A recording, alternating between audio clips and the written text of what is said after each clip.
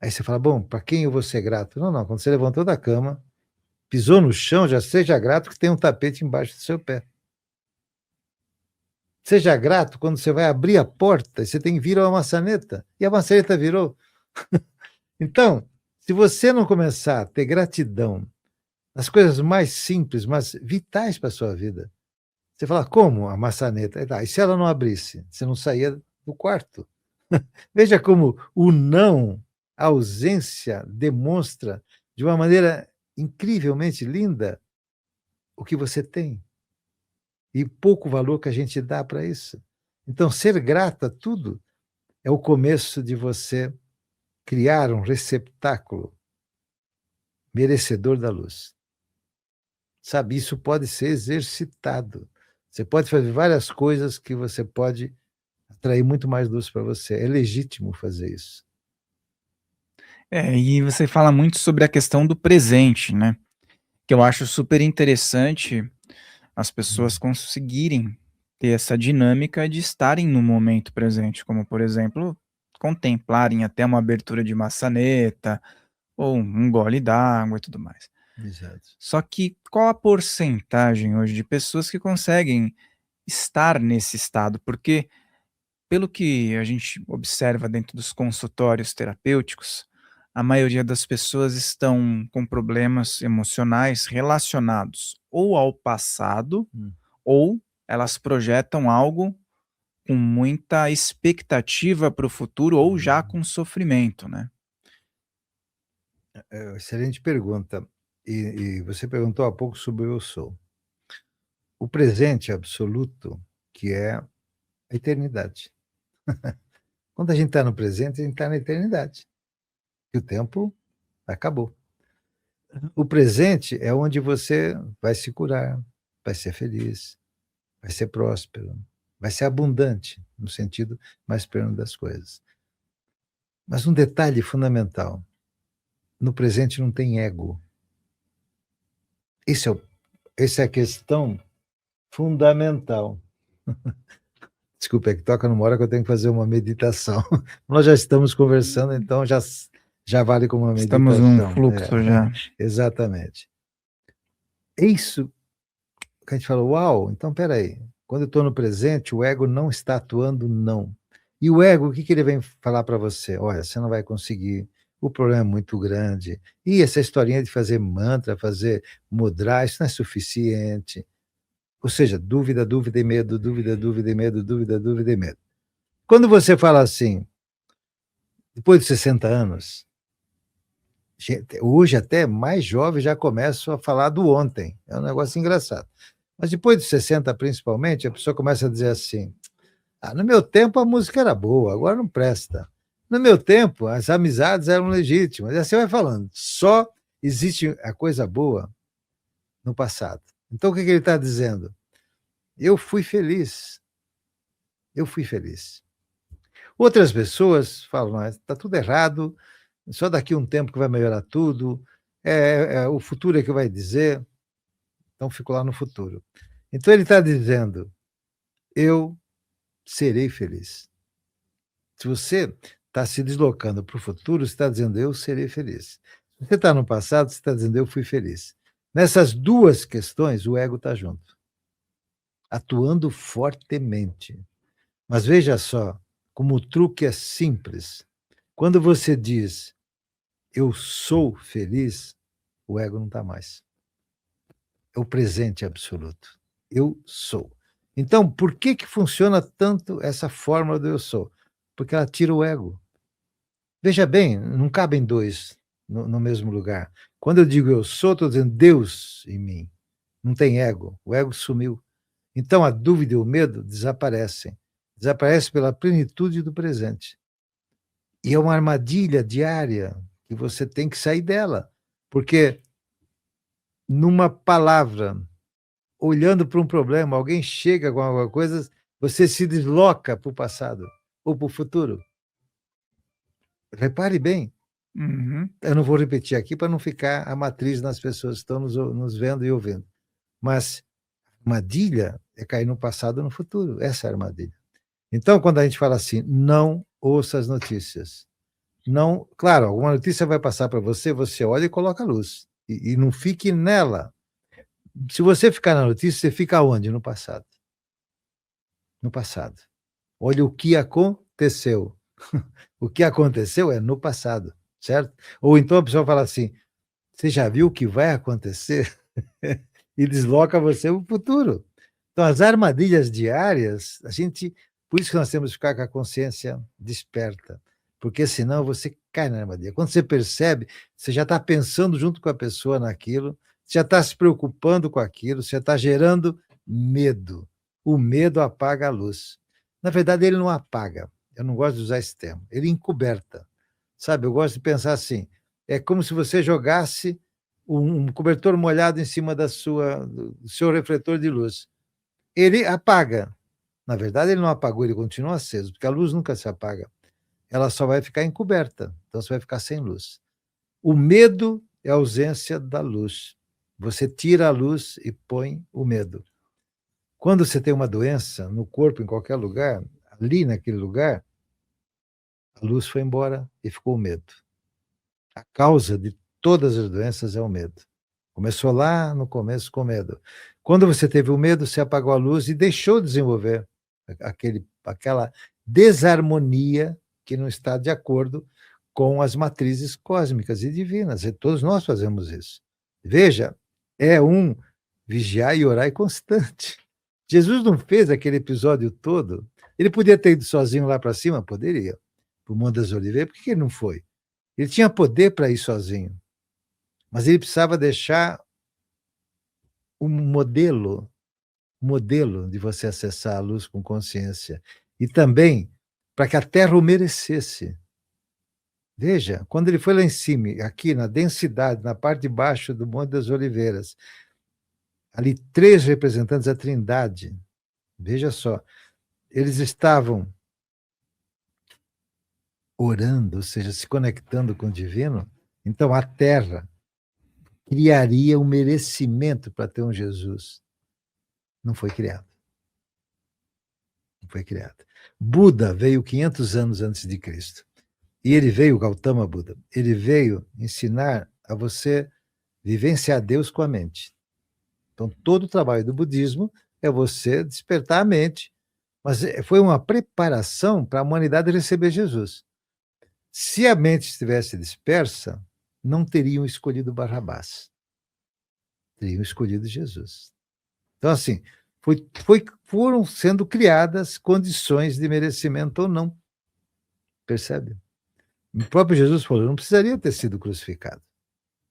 Ele declarou isso no curso em Milagres, que foi uma canalização maravilhosa para Ellen Schumann. Tem esse livro aqui, eu estava até procurando. E então, ele falou claramente assim, eu não precisaria ter sido crucificado. Mas não foi criado Uma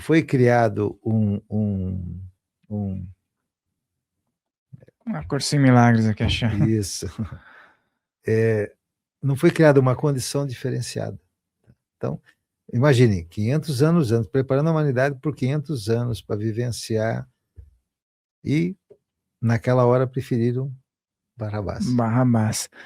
E aí, você falou já em uma outra entrevista que o ego, né, do ser humano é um excelente servo, mas um péssimo senhor. E essas questões todas que aconteceram mostra que às vezes o ego Sim, dominou, né? dominou. E como perceber quando o ego já assumiu o controle da vida? Tem uma maneira muito simples. Quando você começa a querer as coisas só para você. Quando você não compartilha aquilo que você quer, que não é algo para ser compartilhado, você está no ego. O compartilhar, o universo é um compartilhamento. Se você coloca um copo com água quente pertinho de um copo com água fria, o que vai acontecer? O calor vai ser compartilhado com o outro. O universo nos ensina que tudo é compartilhado. Aí nós começamos a pensar só em nós. O que é pensar só em nós? Egoísmo. É quando a gente coloca o ego dentro de nós, é quando nós só pensamos em nós. A Glauceli, ela vê, quando eu estou atrasado no trânsito, é quanto mais eu dou passagem para outras pessoas, não é? Porque cria o merecimento da luz. É quando você tira o ego da parada. É normal o ego tentar. O ego é um inquilino que vai para sua casa e você dá um quartinho para ele ficar.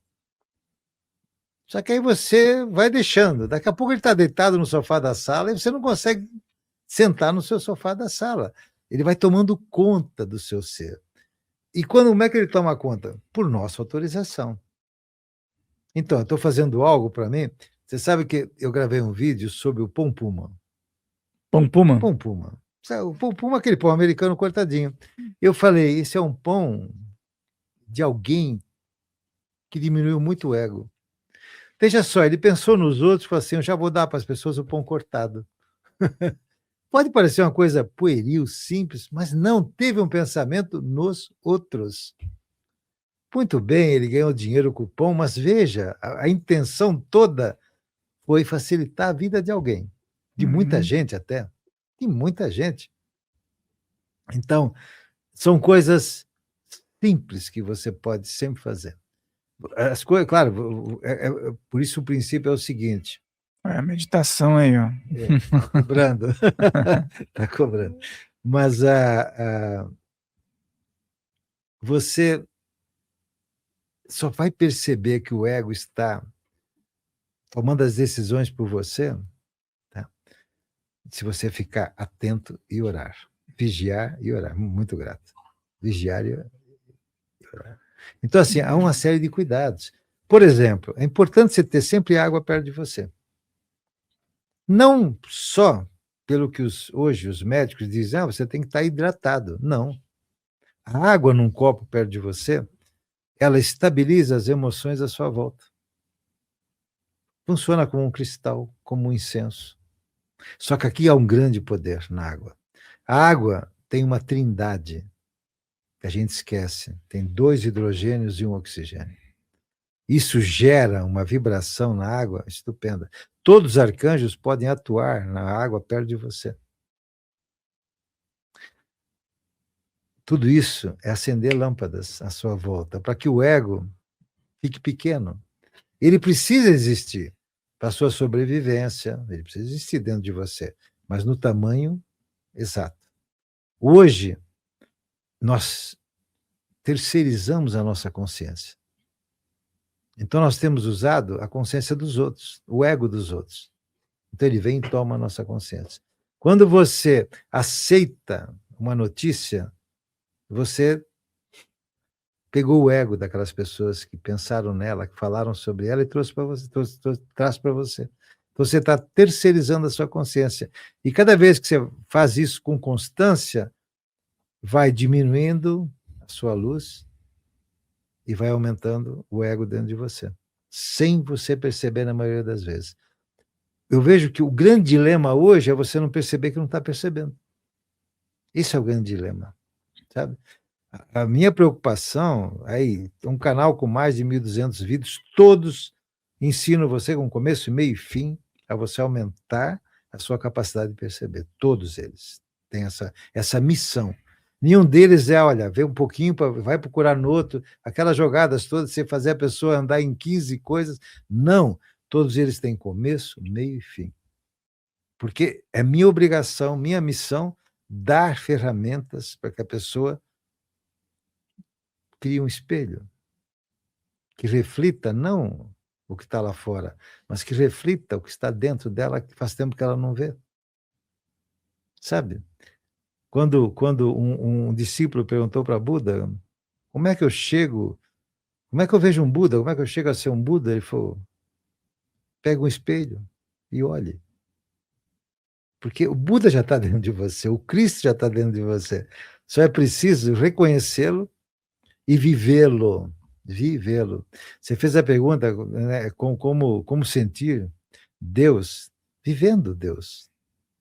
Vivendo nas pequenas coisas. Como eu posso viver Deus? O que Deus emana? Amor, respeito. Né? Respeito. A harmonia das coisas que eu vejo. E significa, o que é a harmonia das coisas?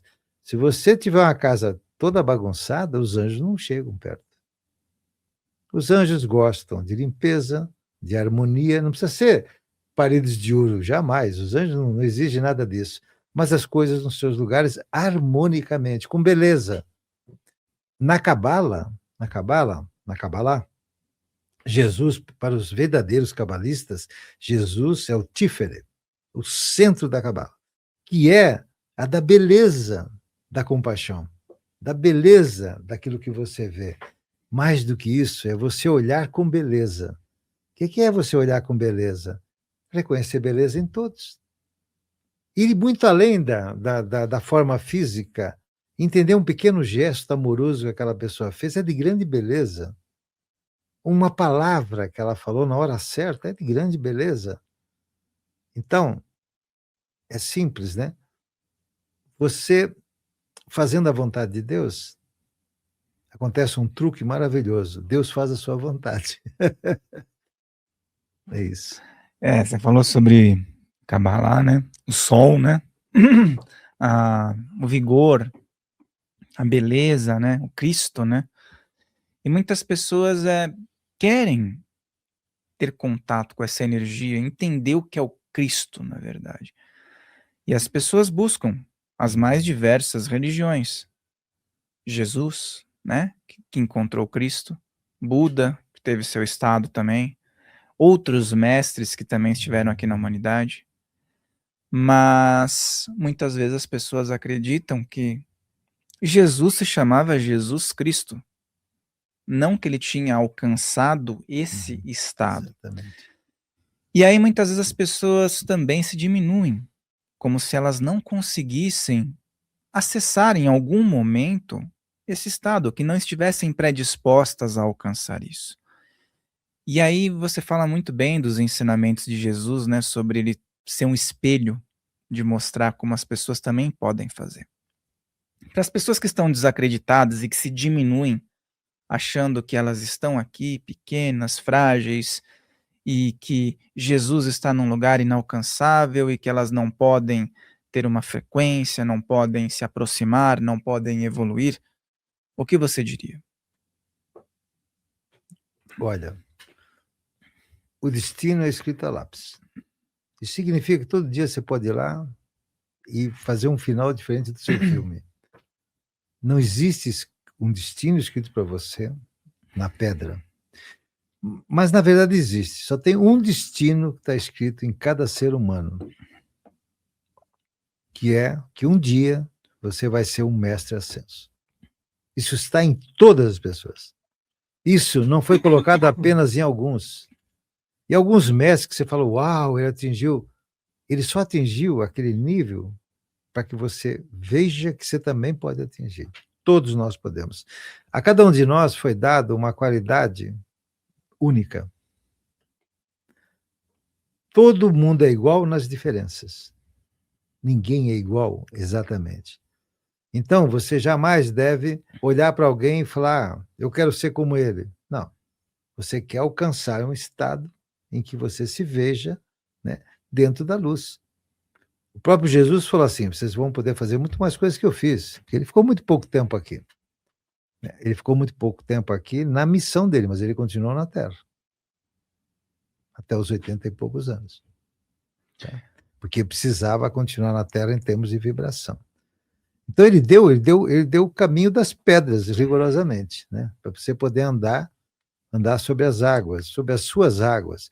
Cada coisa que ele fez teve o sentido real e o sentido simbólico. Quando ele falou para o Pedro assim, vem cá, vem caminhar sobre as águas. E o Pedro caminhou. Mas chegou uma hora, o que aconteceu, Farrell? Ele Duvidou. afundou nas águas. Ele deixou o ego tomar conta dele com medo. Ora, se ele já tinha andado todas aquelas águas, por que ele afundou? Porque as águas são as nossas emoções. Quando você cai nas emoções, ou seja, cai no campo do ego, o medo tira tudo. Então, aquele episódio foi para dizer assim, olha, você pode caminhar sobre as águas, ou seja, sobre todas as dificuldades que tiver na sua vida, se você estiver sentindo a luz dentro de você, sem nenhuma dúvida. Sem nenhuma dúvida. Agora, ao mesmo tempo, é a finalidade da vida. A finalidade da vida. Os mestres falam que muita coisa que acontece na Índia é perfumaria espiritual. Ou seja, não é uma elevação. Você não precisa ficar sem respirar 3 horas para alcançar um estado de luz. Não tem nenhuma necessidade de você passar por isso. É bem aquela questão do Ramakrishna, né, que ele ensinou, passou numa cidade, ensinou vários discípulos. Então. Aí depois um dos discípulos, quando ele voltou, uns 5 anos depois, falou: mestre, já estou caminhando sobre as águas. E plá! Ele passou de um lado ao outro da margem, caminhando sobre as águas. Aí ele voltou, falou: o que acha, mestre? Ele falou: quanto tempo você ficou meditando para conseguir caminhar sobre as águas? Mestre, 5 anos. Ele falou: então, com 2 denários, você pagava o barqueiro e ia para o outro lado. Ou seja, né, para que isso, percebe? Então, assim, às vezes as pessoas se cobram de ter que atingir um estado e elas estão olhando as aparências do estado.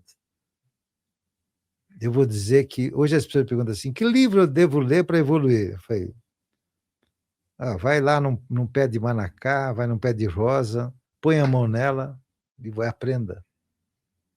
Hoje não tem mais sentido você ir para os livros. Hoje os livros são a natureza aberta. Então está tudo aí. Está tudo escrito nas estrelas, mas está mais ainda na natureza. A natureza tem toda a informação que você precisar. O dia que você puser a mão e ouvir uma planta tocando música, e elas tocam, hoje a ciência está chegando perto de muita coisa, né? A ciência descobriu que como é que começa a crescer uma planta? Quando que ela começa? Quando que ela dispara e sai da semente, um caulezinho começa a existir. Elas descobriram, a ciência descobriu, que é quando tocam uma nota musical. Então a semente toca uma nota e aí ela começa a existir, começa a crescer. Um aspecto vibracional ali. Totalmente vibracional e intencional. Porque a música, ela é a matéria. Tudo que existe foi através do Om. Todos os mantras são através do Om. Quando a gente quer ajudar a encontrar um estado de luz, a gente pode fazer um mantra. Podemos fazer agora? Claro, vamos lá. Então vamos lá. Então, a primeira coisa, olha, coloque o polegar para dentro da mão e abrace esse polegar. Não aperte muito, apenas sinta. Seja gentil com você, não aperte muito. E nós vamos fazer o mantra Om Rim Namaha. Om Rim Namaha. Om Rim Namaha. Om Rim Namaha. Om Rim Namaha. Om Rim Namaha. Om Rim Namaha. Você pode fazer 15, 18 vezes. Continuem fazendo assim, com a mão, mais um tempo. Ok?